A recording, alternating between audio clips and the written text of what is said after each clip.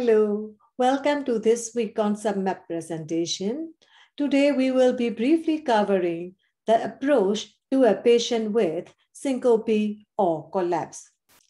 These slides are simply taken out from the last week concept map presentation, approach to a patient with altered conscious level. You can always refer back to that presentation for greater details. Causes of transient loss of consciousness can be broadly divided as reduced blood supply to the brain, cranial nervous system itself, other causes that can affect cerebral metabolism, and psychiatric causes. The causes that can affect the cerebral perfusion can be subdivided into cardiac cause, reduced circulatory volume, and autonomic causes. Some examples of causes of cardiac syncope are aortic stenosis, arrhythmia, cardiomyopathy, cardiac tamponade.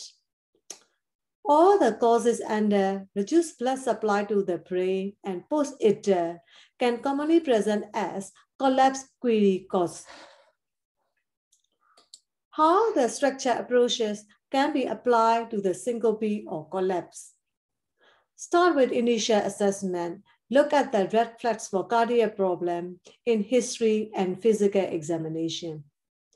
If the patient is more than 65 years of age and history say transient loss of consciousness without prodromal symptoms, or transient loss of consciousness during exertion, or associated with shortness of breath, or with the family history of sudden cardiac death.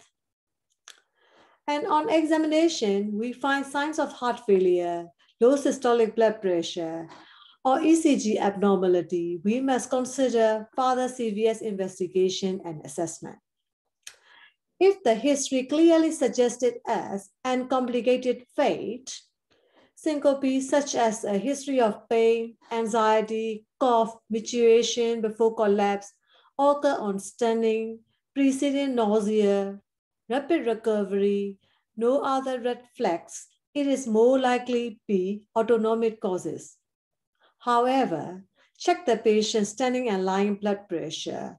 If the patient has orthostatic hypotension, always consider the causes that are affecting the cerebral perfusion. If we suspect epilepsy or other neurology, further neurology investigation should be carried out. If nothing suggestive of neurologic cause, then we consider the causes which affecting the cerebral metabolism. For every symptom, there might be the cases that can mimic a less serious diagnosis and lead to missed life-threatening condition. Please carefully double check to identify and rule out life-threatening causes. Let me remind you again not to memorize these concept maps. Instead, we hope through this concept map, you will learn the process of diagnosis reasoning, read some symptom to diagnosis books, and create your own one for each symptom. Thank you very much for listening.